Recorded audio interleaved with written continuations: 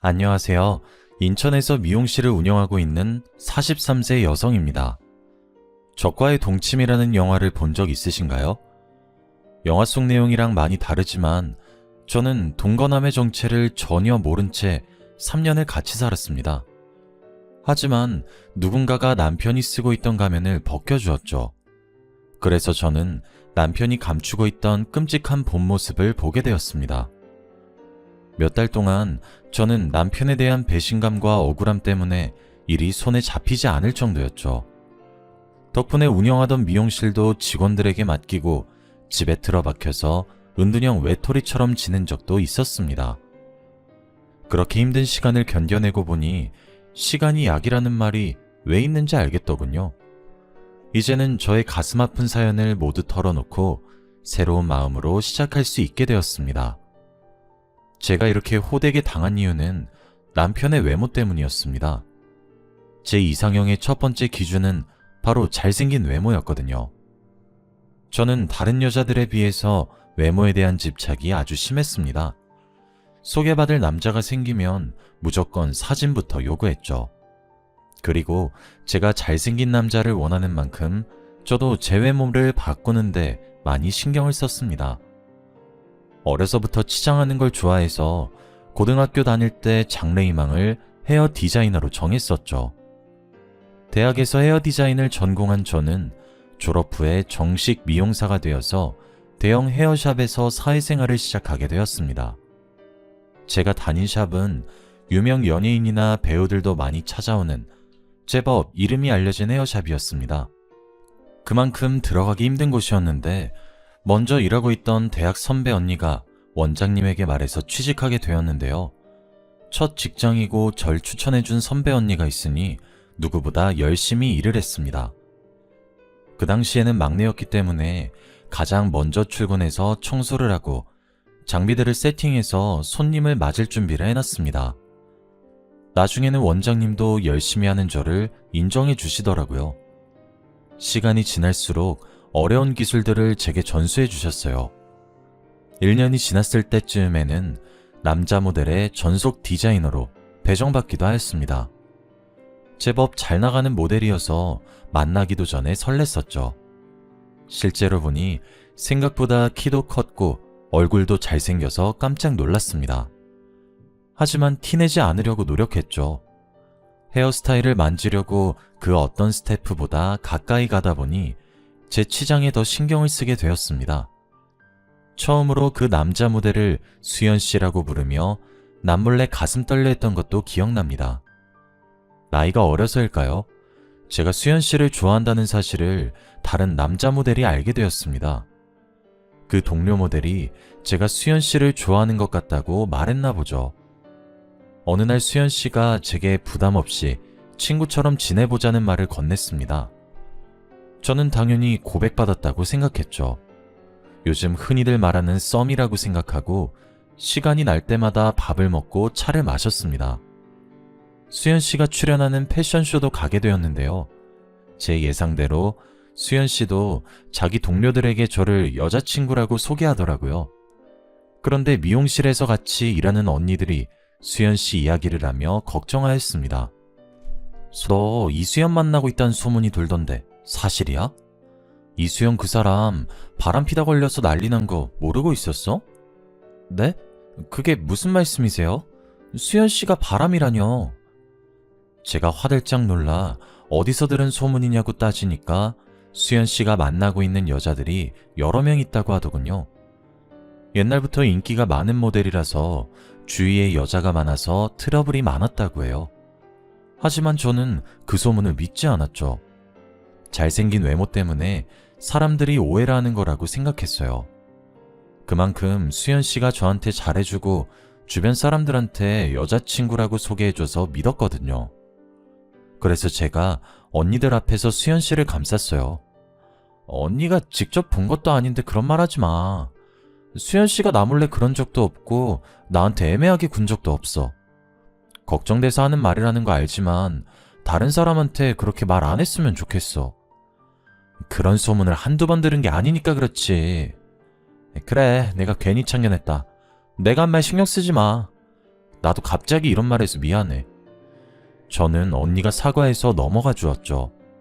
그 당시에는 수연 씨에 대해 나쁜 소문을 퍼뜨리는 사람들이 괘씸하다고 생각했습니다. 지금 생각해보니까 주위 사람들이 저희들의 연애를 불안한 눈빛으로 지켜봤던 거군요. 저는 그것도 모르고 6개월 뒤에 수연 씨랑 동거를 시작했습니다. 그때부터 사이가 가까워져서 반말도 하고 수연 오빠라고 호칭을 바꿔 부르게 되었죠.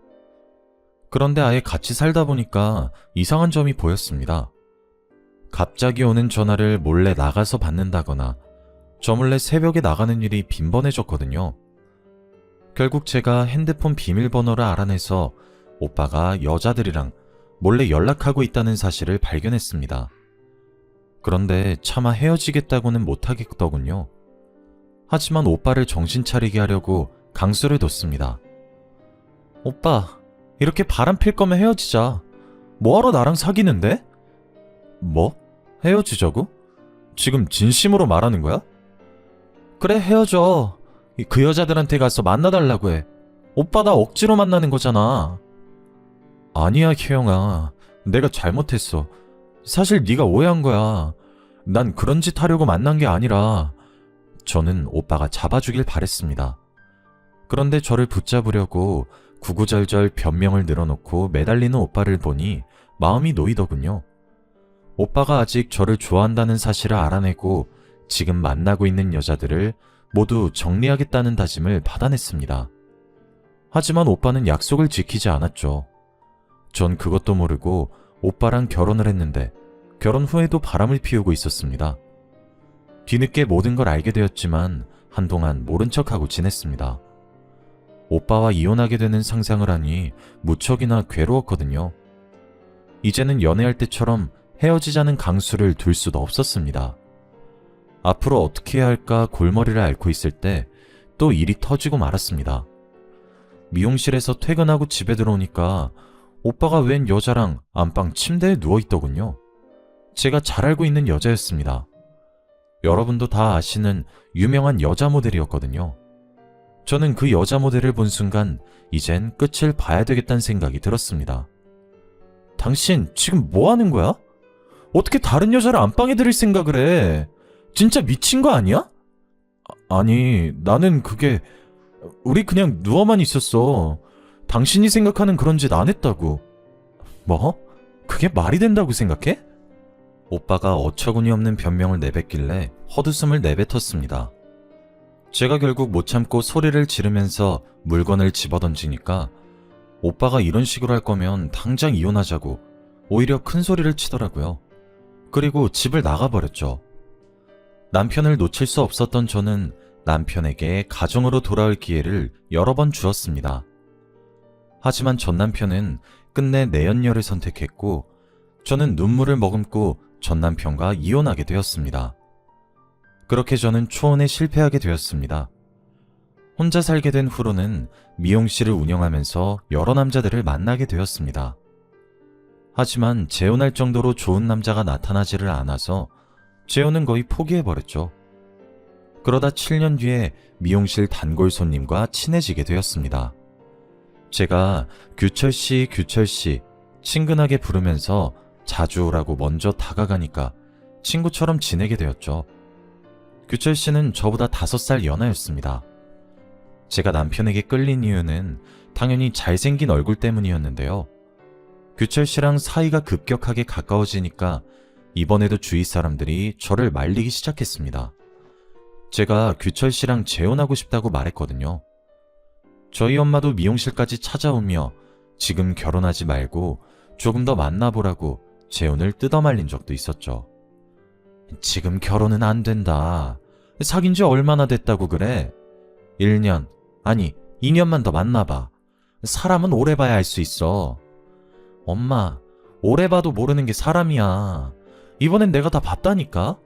여자 관계도 깨끗한 사람이야. 너 그놈 잘생겨서 그러는 거지? 남자든 여자든 얼굴 반반한 것들은 인물값 하는 법이야. 이왕 재혼할 거면 조건 좋고 푸근하게 생긴 사람한테 가야지. 남편 얼굴 뜯어먹고 살 거 아니니까 다시 생각해봐. 푸근하게 생긴 사람은 바람 안 펴? 규철 씨가 잘생겨서 엄마가 오해하는 거야. 엄마보다 내가 더 잘하니까 걱정하지 말고 가만히 있어. 제가 이렇게 고집을 피우니까 엄마가 집에 가서도 매일 전화를 하며 걱정을 하시더라고요. 물론 저도 재혼하다가 또 이혼하게 될까봐 걱정됐지만 남편은 절대 이혼할 일이 없을 거라고 했습니다. 장모님도 참, 내가 무슨 바람을 핀다고 그래. 내가 그동안 만난 여자도 4명밖에 없어. 가볍게 만난 적 한 번도 없는데 왜 그렇게 말씀하시나 몰라. 그래, 자기 진지한 거 나도 알지. 자기 한번 연애하면 3, 4년씩 연애했다며. 나는 자기 믿어. 저는 남편의 연애사를 전부 알고 있었고 연애나 결혼에 대해 진지한 사람이란 걸 알고 있어서 재혼을 결심하게 되었습니다. 그런데 남편이 결혼하기 전에 조건을 들어달라고 하더군요. 동거부터 시작했으면 좋겠다는 겁니다. 그리고 후에 결혼하더라도 애는 2년 뒤에 가졌으면 좋겠다고 말하였습니다. 젊었을 때 동거를 해본 적이 있어서 동거부터 시작하자는 조건은 저도 받아들일 수 있었습니다. 남편에게 동거하고 싶어하는 이유를 물어보니 저랑 같더군요. 같이 살다 보면 서로에 대해 몰랐던 걸 알게 되고 아무리 맞춰봐도 안 맞는 경우가 있으니 같이 살고 싶다는 것이었습니다.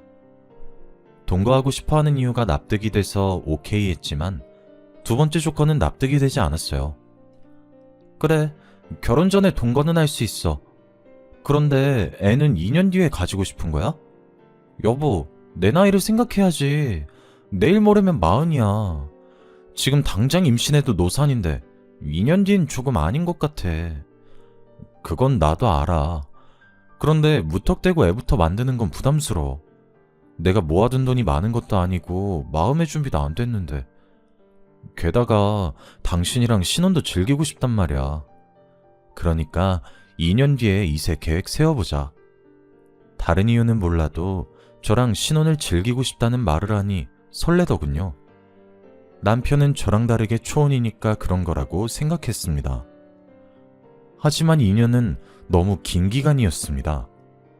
그러다 이세를 가지지 못하게 될까봐 남편을 계속해서 설득했어요. 하지만 남편이 저랑 보내는 신혼기간이 너무 즐거워서 이세가 생기면 질투가 날 것 같다고 하니 더 이상 임신 계획을 세우자는 말을 못하겠더라고요. 그만큼 저희 남편은 다정한 사람이었습니다. 틈만 나면 다른 여자들에게 눈 돌리는 전 남편과는 너무나도 달랐죠. 회사와 집만 오가는 남자라서 다른 여자랑 지내는 꼴을 못 봤습니다. 주말이 되면 하루 종일 저랑 시간을 보냈고 요리도 잘해서 주말에는 남편이 집안일은 물론이고 식사 준비까지 챙겨주었습니다. 이렇게 가정적인 남편 덕분에 저의 재혼은 누구보다 행복했는데요. 그런데 몇 달 뒤에 남편이 갑자기 회사를 그만뒀다고 하더라고요. 뭐? 갑자기 회사를 그만둬? 나한테 그만둔다는 말 없었잖아. 아무리 생각해봐도 지금 회사는 아닌 것 같아서. 복지도 너무 안 좋고 승진도 안 되는데 계속 다녀봐야 미래가 없을 것 같아서 그만뒀어.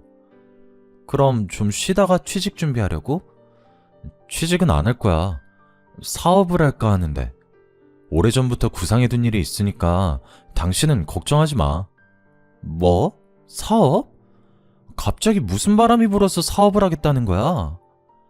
제가 깜짝 놀라 어떤 사업을 할 거냐, 구체적인 사업 구상을 알려달라고 물어보았지만 정말 대책 없어 보였습니다.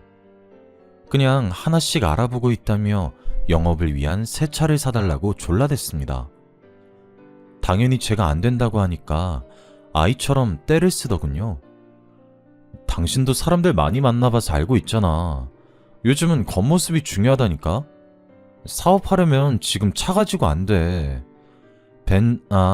아우디를 타고 다녀야 사람들이 나랑 말이라도 섞어주지. 나한테 투자한다 생각하고 차 한 대만 뽑아줘. 저는 안 사주려고 했는데 남편의 허름한 차를 보니 마음이 불편해지더라고요. 자기가 이런 차를 끌고 다녀서 무시를 당했다는 말을 듣고 차를 사줄 수밖에 없었습니다. 제가 없는 돈을 억지로 끌어써서 무리한 것도 아니었으니까요. 남편에게 비싼 차 하나 사줄 수 있는 여유는 있었습니다. 사업을 시작했다는 남편이 제가 사준 벤을 끌고 다니더니 어떤 사업을 하는지는 전혀 말해주지 않았습니다. 그 뒤로 집에도 잘 들어오지 않았죠. 그래서 남편이 돌아올 때까지 기다리고 있다가 현관문 앞에서부터 남편을 졸졸 따라다니며 물었습니다. 여보, 왜 이제 들어와? 사업은 어떻게 돼가고 있는 거야? 그리고 어떤 사업하고 있는지 말 안 해줄 거야? 아, 피곤하게 왜 이래. 일하다가 들어온 사람한테 너무한 거 아니야? 사업은 내가 알아서 할 테니까 신경 쓰지 마. 어떻게 신경을 안 써? 당신이 맨날 늦게 들어오는데. 제가 정색을 하면서 화를 내니까 그제서야 남편이 저를 달래더군요. 사업은 잘 되고 있으니 걱정하지 말라고 했지만 물러설 수 없었습니다. 끝까지 포기하지 않고 화를 내니 남편도 목소리가 커지기 시작했습니다. 아, 진짜. 나한테 도대체 왜 이러는데? 내가 몇 번이나 말했잖아. 내 일은 내가 알아서 한다고. 내가 당신한테 미용실 손님 몇 명이나 왔는지, 오늘은 얼마나 벌었는지 물은 적 있어? 근데 왜 나한테 묻는 건데? 내가 그렇게 못 믿어? 남편이 이렇게 물으니까 순간 미안해지더군요. 그래서 제가 그 뒤로 아무 말도 안 하니까 남편이 집에 들어오는 날이 줄어들었습니다. 거의 주말 부부 같은 생활을 하게 되었죠. 남편이 그러니까 날이 갈수록 초조해지더라고요. 재혼한 지 1년이 넘어가는데 남편이 관계를 가질 때마다 항상 피임을 했습니다. 제가 애를 가지자고 보챌 때마다 남편은 자기가 하는 사업이 자리를 잡을 때까지 조금만 더 기다려달라는 말만 하였습니다. 지금 같았으면 남편을 쫓아다니면서 바람피나 감시라도 했을 텐데 건물주가 월세 보증금을 올려달라는 요구를 하는 바람에 정신이 하나도 없었습니다. 저와 건물주 할머니는 예전부터 사이가 좋지 않았습니다. 성격이 괴팍하고 임차인들에게 함부로 말을 해서 그 할머니를 좋아하는 임차인은 한 명도 없었거든요. 들리는 말에 의하면 할머니가 자식들하고 의절까지 했을 정도로 지독하게 돈을 밝힌다고 하더라고요. 제가 새 들어있는 건물이 할머니 남편이 소유하고 있는 건물이었는데 남편이 죽은 다음 할머니와 자식들 사이에서 다툼이 벌어졌다고 합니다. 보통은 공동명의라든가 건물을 처분해서 돈을 공평하게 나눠 가질 법도 한데 한치의 양보도 없이 건물을 독차지하려고 험한 말까지 하더군요. 건물주 할머니가 자식들이랑 소문이 날 정도로 싸웠고 결국은 서로를 고발했다고 하는데요. 그 결과 할머니가 건물을 차지하게 되었고 자식들과의 인연은 완전히 끊어져 버렸다고 해요. 저도 그 소문을 전해 듣고 할머니를 정말 안 좋게 보고 있었죠. 그런데 갑자기 다짜고짜 찾아와서는 저보고 보증금을 더 달라고 하는 것이었습니다. 미용실, 넌 요새 장사가 잘 된다며? 200만 원 더 줘야겠더라. 네? 할머니, 갑자기 무슨 말씀이세요? 저 요즘 장사 안 돼요. 누가 장사 잘 된다고 했는데요? 그리고 장사 잘 된다고 보증금 올리는 사람이 어디 있어요? 어디 있긴 여기 있지. 요즘 유명한 맛집들도 월세 다 올린다는 소리 못 들었어? 그럼 장사 잘 안 되면 보증금 깎아주시나요? 월세라도 덜 받으실 거예요? 다른 사람이 이런 소리를 했다면 좋게 넘어갔을 테지만 제가 그동안 쌓인 게 있어서 말투가 험악해지고 있었습니다. 할머니가 임차인들을 늘 무시하며 가게 이름으로 불렀거든요. 저는 미용실이라고 불렀고 야채 가게 하는 사람을 야채라고 불렀습니다. 제 가게에 수시로 찾아와서 잔소리하는 건 기본이었습니다. 손님이 있는데도 물을 많이 쓴다느니, 밤에 전기를 켜놓고 간다느니 별 영양가 없는 잔소리로 수치심을 주었죠. 점점 치솟는 물가 때문에 보증금을 올려받는다고 하면 모를까. 예고도 없이 들이닥쳐서 장사가 잘 되니 돈을 내놓으라고 하니까 괘씸하더라고요. 그래서 바로 선전포고를 하고 말았습니다. 장사가 잘 된다고 보증금 올려받으실 거면 제가 나갈게요.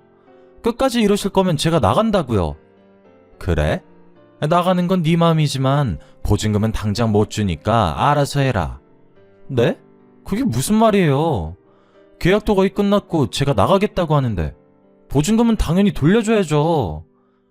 2년이 어디서 눈을 부릅뜨고 대들어. 보증금 받고 싶으면 고발하든지 마음대로 해. 제가 갑자기 나가겠다고 하니까 화가 났는지 배짱을 부리시더라고요. 고작 몇백만 원 더 받으려다가 세입자가 나가게 됐으니 짜증이 많이 나셨나 봅니다. 저한테 욕을 하면서 난리를 피우시길래 저도 할머니를 내쫓으면서 소리쳤죠. 알겠어요. 고발할 테니까 나가시라고요. 저도 많이 참았는데 끝까지 이런 식으로 나오면 저도 고발할 수밖에 없죠. 그래 해라. 누가 겁낼 줄 알아? 어린 년이 겁도 없이 감히 누구한테 대들어? 결국 제 손에 내쫓긴 할머니께서 욕을 하시면서 가버리셨습니다. 저는 모아둔 돈도 있으니 적당한 상가가 있는지 둘러보려고 했습니다. 더 이상 할머니를 마주치고 싶지 않다는 생각에 바로 미용실을 옮기려고 했습니다. 단골들에게 미용실을 옮긴다는 말도 해두며 상가 자리를 알아보다가 새로 지은 아파트 단지를 만나게 되었습니다. 아파트 안에 들어선 상가가 미용실하기에 딱 좋아 보이더라고요. 며칠 뒤에 저는 부동산을 찾아가서 상가 건물주를 만나게 되었죠. 건물주분께서 정말 친절하고 성격 좋아 보였습니다. 그전 건물주였던 악질 할머니와는 차원이 다르더라고요. 건물주분이랑 금세 친해져서 자기가 가진 건물이 남편이 남긴 유산이라는 사실도 알게 되었습니다. 저는 혼자서 여기까지 버티신 게 대단하다고 치켜세우며 남편 뒷담을 늘어놓았습니다. 남편이 사업한다며 집에 들어오지도 않아서 없는 거나 다름없다고 말하다가 미용실 앞에 붙여둘 현수막 업체도 추천하게 되었죠. 이 동네 사람들이 현수막을 보고 옮긴 미용실로 와주길 바랬는데 저렴하면서 친절한 업체를 만나게 되어서 다행이었습니다. 그래서 제가 그 업체까지 만나고 오니 웬일로 집에 남편이 있더군요. 제가 새로 지은 신축 상가에 미용실을 오픈할 계획이라고 하니 남편이 화를 버럭 내었습니다. 뭐? 신축 상가? 당신은 왜 나한테 말도 없이 미용실 옮긴 거야? 당신은 말한 적 있어? 내가 무슨 사업하고 있냐고 물어봐도 말 안 해줬잖아. 아니, 이건 다른 차원의 문제야. 이렇게 중요한 문제를 남편한테 말도 안 하고 결정하는 게 어디 있어? 저는 남편을 이해할 수 없었습니다. 자기가 하는 사업은 말도 안 해주면서 미용실을 새로 오픈했다고 화를 내다뇨. 게다가 남편이 지금 당장 건물주를 만나보자고 하였습니다. 당연히 그날 밤 남편과 싸우게 되었는데요. 도저히 언쟁이 끝나지를 않아서 다음날 남편이랑 같이 상가를 둘러보기로 했습니다. 그런데 건물주를 만난 남편이 미용실을 자기 명의로 하자고 제안했습니다. 제가 왜 그래야 하냐고, 내가 운영할 미용실인데 내 명의로 하는 게 맞는 거 아니냐고 물었죠. 남편이 또 앞뒤 안 맞는 말들로 우기길래 그냥 제 명의로 계약하려고 했습니다. 그랬더니 제 손을 막아서더니 목소리를 높이더라고요. 또 어젯밤처럼 고집을 피우면서 끝까지 지지 않을 것 같아서 무서웠습니다. 게다가 어젯밤이랑 다르게 건물주랑 부동산 사장이 지켜보고 있었거든요. 너무 수치스러웠죠. 얼른 이 순간이 끝나길 바라면서 남편에게 계약서를 넘겼습니다. 그렇게 남편은 제가 보는 앞에서 미용실을 자기 것으로 만들어버렸습니다. 저는 눈 뜨고 코 베인 격이었죠. 당연히 남편이랑 이혼할 일이 없다고 생각한 제 잘못이었죠. 남편이랑 영원히 살 생각에 미용실을 누구 명의로 하든 상관이 없다고 치부해버렸습니다. 제 생각이 어리석었다는 건 곧 드러나게 되었는데요. 새로 지은 상가에 미용실을 열고 장사를 시작한 지 한 달 만에 남편이 말도 없이 사라져버렸기 때문입니다. 남편이 사라진 첫날 몇 번이나 남편의 핸드폰으로 전화를 걸어보았습니다. 남편의 휴대폰은 꺼져 있었고 이틀이나 기다려보았지만 남편은 돌아오지 않았죠. 제가 남편의 가출을 신고할 생각으로 경찰서에 가려던 찰나 이메일 한 통을 받게 되었습니다. 그쪽 남편이 어디로 사라진 건지 알고 있습니다. 라는 제목의 메일이었습니다. 메일을 보낸 사람은 당연히 모르는 사람이었습니다. 메일 내용을 보니 남편이 숨기고 있는 비밀을 알려주겠다고 하더라고요. 처음에는 누군가 장난을 치거나 스팸 메일이라고 생각해서 답장을 보내지 않았습니다. 우선 경찰서에 신고하고 남편을 기다렸죠. 그런데 미용실 명의를 자기 명의로 바꾼 것도 그렇고 이상한 메일도 신경 쓰여서 남편의 금융거래를 확인해 보았습니다. 그렇게 저는 남편이 미용실을 담보로 대출을 받았다는 사실을 알게 되었습니다. 제 돈을 가지고 도망을 갔던 거죠. 그래서 저는 곧바로 경찰서로 달려가 신고를 했습니다. 하지만 수상한 일은 여기서 그치지 않았어요. 다음 날에 그 수상한 메일을 또다시 받게 되었거든요. 그 메일에는 제가 하루를 어떻게 보내는지 자세하게 적혀 있었습니다. 메일을 보낸 사람은 분명히 저를 가까이에서 지켜보고 있는 것 같았습니다. 스토킹을 당하고 있는 것 같아서 마음이 불안해지기 시작했죠. 그날 바로 경찰서에 신고해두긴 했지만 그날부터 제 주위에 있는 사람들이 전부 다 수상해 보이더군요. 모든 사람들이 제 행동을 감시하고 있는 것 같아서 괴로웠습니다. 다른 사람들이랑 대화하는 게 힘들어져서 집에만 있으니 수상한 메일이 또 도착했습니다. 남편이 어떤 인간인지 알고 싶으면 연락처를 남기라는 메일을 본 순간 망설일 수 없었습니다. 이렇게 아무것도 모른 채 괴로워하는 것보다 진실을 알아차린 후에 괴로워하는 게 더 나은 것 같아서 연락처를 남겼죠. 며칠 후에 낯선 번호로 전화가 걸려왔습니다. 웬 여자가 메일을 보낸 사람이라며 지금 당장 만나자고 하더군요. 지금 만나자고요? 당신이 나한테 해코지 할 수도 있는데 어떻게 만나요? 해코지 같은 거 절대 안 해요. 당신 남편에 대해서 꼭 해줄 말이 있어서 그래요. 그러면서 자기가 저랑 같은 고등학교 동창이라고 하더라고요. 시간이 많이 지나서 기억날지 모르겠지만 이름이 경미라고 하는데 그 이름을 듣는 순간 정말 깜짝 놀라고 말았습니다. 진짜 경미일까 하는 생각으로 만나기로 한 커피숍으로 가보니 그곳엔 정말로 경미가 앉아있더군요. 순간 심장이 멎어버리는 줄 알았습니다. 정말 오랜만이다. 이렇게 다시 만나게 되리라고는 생각도 못했는데 세상엔 참 희한한 일이 많은 것 같아. 희한한 일이라니? 너 설마 내 남편이랑 만났던 사이는 아니지? 왜? 그래 보여? 경미의 표정을 보니 제가 전곡을 찌른 모양이었습니다. 경미가 남편이 그동안 숨기고 있었던 충격적인 과거를 이야기해 주었습니다. 그리고 저 몰래 꾸미고 있었던 음모를 말해 주었죠. 그걸 들은 저는 머릿속이 새하얘져서 아무 말도 할 수 없었습니다. 경미와 저는 친하게 지내다 고등학교를 졸업한 뒤로 연락이 끊어졌습니다. 제가 미용실을 시작하고 경미가 직장 생활을 시작하면서 사이가 멀어지게 된 것인데요.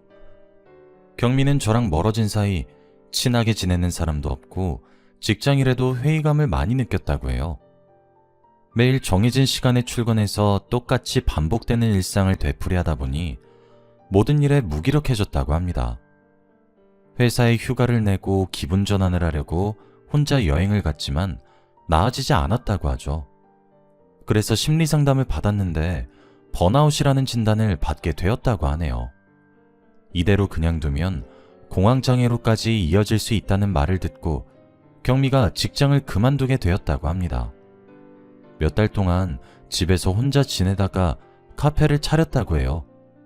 하지만 외롭고 쓸쓸한 마음은 여전해서 계속해서 치료를 받고 있었다고 하는데요. 그러다가 저희 남편을 만나게 되었다고 합니다. 나는 그놈이 결혼한 줄도 몰랐어. 나중에 알고 보니까 혼자서 가게 하고 있는 여자들한테만 접근하고 있었더라고. 너한테도 똑같은 수법으로 접근했던 거야. 남편은 몇 달 동안 하루도 빠짐없이 카페에 출근 도장을 찍었다고 합니다. 경미가 마음의 문을 연 것 같으니까 나중에는 약혼 프로포즈까지 했다고 하더군요. 남편이 경미를 꼬신 레퍼토리를 들어보니 제가 당한 것과 똑같아 보였습니다. 뭐? 그 자식이 동거 먼저 하고 애는 나중에 가지자고 했다고? 그래, 너랑 나한테만 이런 게 아닌 것 같아. 다른 여자들이 더 있을 수 있어. 경미한테도 동거하자고 접근해놓고 막상 같이 살게 되니 1년 만에 본색을 드러냈다고 합니다. 사업을 핑계로 돈을 요구한 것이죠. 여보, 내가 이번에 사업을 해보려고 하는데 착수금 좀 빌려줄 수 있어? 갑자기 사업? 무슨 사업 할 건데? 그건 지금 당장 말하기 좀 그래. 내가 자리 잡으면 말해줄게. 아니, 무슨 사업을 할 건지 말해줘야 내가 돈을 빌려주던가 하지. 아니야, 내가 다른 애한테 빌려볼게. 그냥 말해달라니까. 됐다. 얼마나 필요한데? 나중에 말해주긴 할 거지? 당연하지. 내가 성공하면 배로 돌려줄게. 1억이면 될 것 같은데 당신 카페를 담보로 대출을 좀 받으면 어떨까? 남편이 사업 이야기를 그때 한 번만 꺼낸 것이 아니라 빌려줄 수밖에 없었다고 합니다. 어느 날 남편이 술에 취해서 내가 사업 좀 해봐겠다는데 야박하게 거절만 하냐고 눈물을 터뜨리는 바람에 돈을 줄 수밖에 없었다고 하더라고요. 경미는 그날 밤 남편이 서럽게 울며 우리 와이프 호강시켜주고 싶다고 우는데 마음이 안 좋았다고 해요. 정신과 약도 먹고 있고 몸도 안 좋은데 일까지 하게 해서 미안하다고 매달리는 모습이 계속 생각나서 경미가 대출까지 받아서 돈을 빌려주었다고 하는데요. 결국 남편은 경미가 주는 돈을 받고 감쪽같이 사라져버렸다고 해요. 저는 그 이야기를 듣고 어이가 없어서 헛웃음만 나왔습니다. 처음부터 그놈이 노렸던 건 제 돈이었더라고요. 그래서 미용실을 옮긴다고 하니까 평소랑 다른 반응을 보였던 거죠. 그놈의 머릿속에는 미용실을 자기 것으로 만들어서 돈을 땡긴 다음 도망갈 생각이었던 겁니다. 만약에 미용실을 옮기지 않았더라면 그놈은 다른 핑계를 대서 돈을 뜯어내고 도망을 갔을 겁니다. 남편이 도망간 다음에 경미는 행방을 수소문하다가 포기해버렸다고 하는데요. 경찰에 신고해보았지만 남자라는 이유로 행방불명 신고도 받아주지 않았다고 합니다. 단순 가출이나 바람을 피러 나간 거 아니냐고 따지길래 기분이 나빠 그냥 집으로 와버렸다고 하죠. 그런데 카페 단골 손님 중 한 명이 남편을 인천에서 봤다고 했습니다. 인천에 출장을 왔다가 제가 사는 동네 근처를 들린 사람이 남편의 얼굴을 정확하게 기억해냈습니다. 경미와 친했던 단골 손님이 남편이 행방불명된 사실을 알고 얼굴을 기억해두고 있었다고 합니다. 저희 남편이 잘생긴 얼굴 때문에 눈에 띄어서 다행이었죠. 경미가 그 사실을 전해 듣고 남편과 단판을 지으려고 인천으로 내려왔습니다. 그러다 남편이 저랑 동거를 하고 있다는 사실을 알게 됐는데요. 경미가 근처에 원룸까지 구해놓고 한 달 동안 저랑 남편을 지켜보았다고 합니다. 그러다 남편이 도망가 버리자 제게 메일을 보냈던 겁니다. 나는 그 자식이 이렇게 빨리 도망갈 줄 몰랐어. 이번엔 잡을 줄 알았는데 한 발 늦어버려서. 마음 같아서는 제 집에 들이닥쳐서 그놈을 요절내버리고 싶었다고 해요. 그런데 다짜고짜 집에 들이닥치면 불륜을 저지른 죄밖에 잡지 못하니 남편이 제게 무슨 사기를 치는지 확실한 증거를 잡으려고 했다고 합니다. 시간을 끌다가 남편을 놓쳐서 분하다는 말까지 제게 해주었죠. 어떻게 하면 그놈을 잡을 수 있을까? 이대로 두면 다른 여자들한테도 이런 짓 저런 짓 저지르고 있을 거 아니야. 경찰에 신고했다며. 경찰에서 연락 온 거 없었어? 여러 번 찾아가 봤는데 남편 찾고 있으니까 기다리라는 말만 하더라고. 경찰만 믿고 있으면 안 돼. 우리가 직접 나서자. 그놈이 또 이 근처 여자들한테 접근하고 있을 거야. 경미는 경찰들이 사람이 사라졌어도 남자라고 찾지도 않는 마당에 이런 사건도 신경 쓰지 않을 거라고 했어요. 워낙 강력 범죄가 많은 상황이라 마누라 돈을 가지고 잠적해버린 일은 사건 축에도 끼지 못할 거라고 하네요. 믿었던 남편에게 보기 좋게 뒤통수를 맞고 배신을 당했다는 사실에 그놈을 찾아내서 요절을 내줘야겠다고 생각했습니다. 경미도 저와 같은 생각인지 머리를 맞대고 의논하자고 했죠. 그러다 사람을 찾아주는 전문가에게 의뢰하기로 결정했습니다.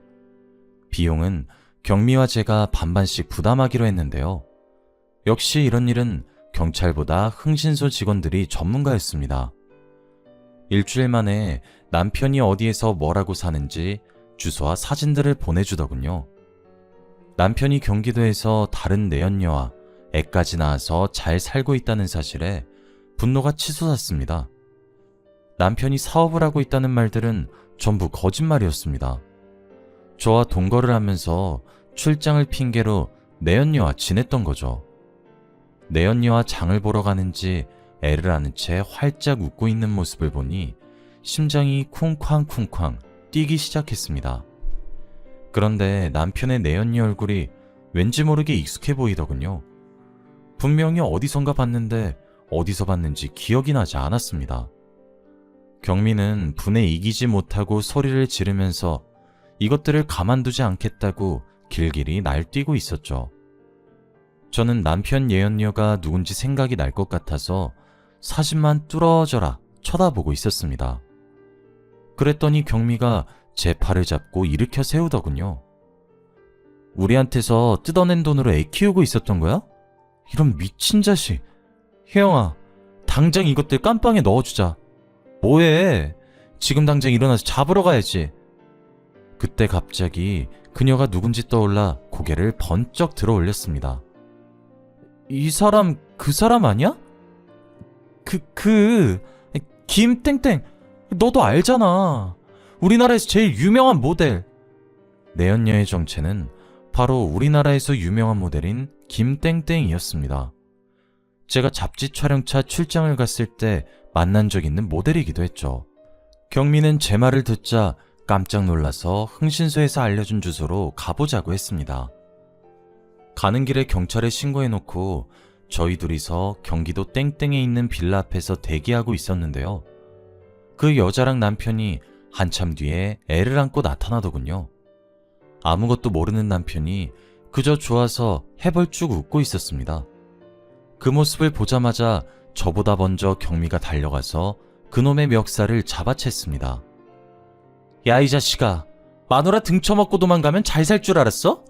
이 쳐죽여도 시원치 않은 놈이? 경미가 손톱으로 남편의 얼굴을 긁어놓으니까 깜짝 놀란 남편이 경미를 뿌리치고 달아나려고 했습니다. 하지만 제가 달려가서 그놈을 잡아놓았죠.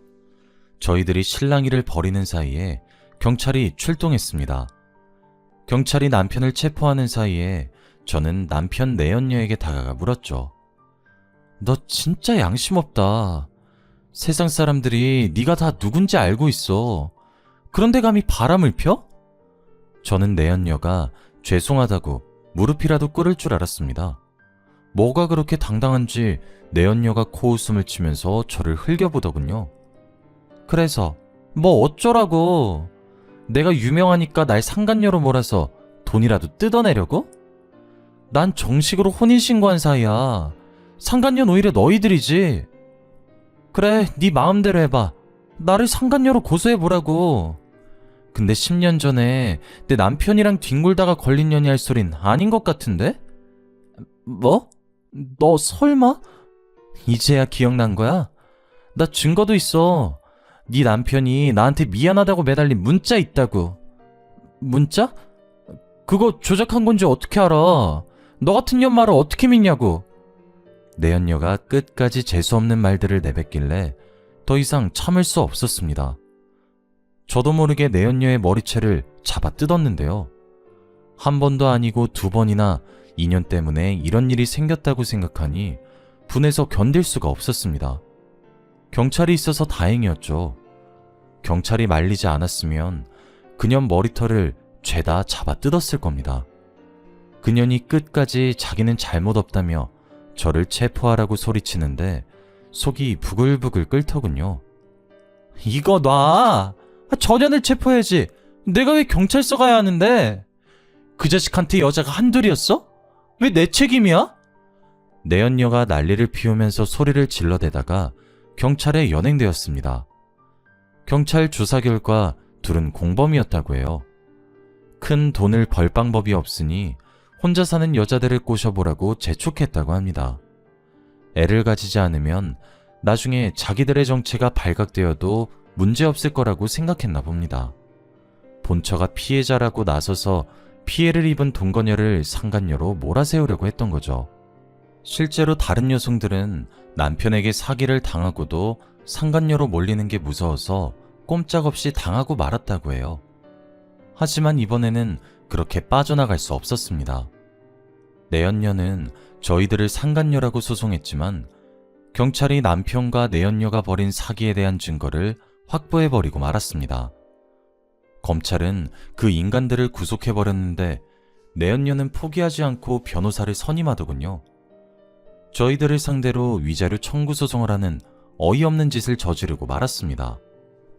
결국 재판 과정에서 그년이 제 가정을 2번이나 파탄낸 것이 드러났고 제가 아니라 내연녀가 위자료를 지급해야 한다는 판결이 나왔습니다. 재판 결과에 따라 경미와 저는 그들이 살고 있던 빌라와 현금을 포함해서 모든 재산을 받아냈습니다.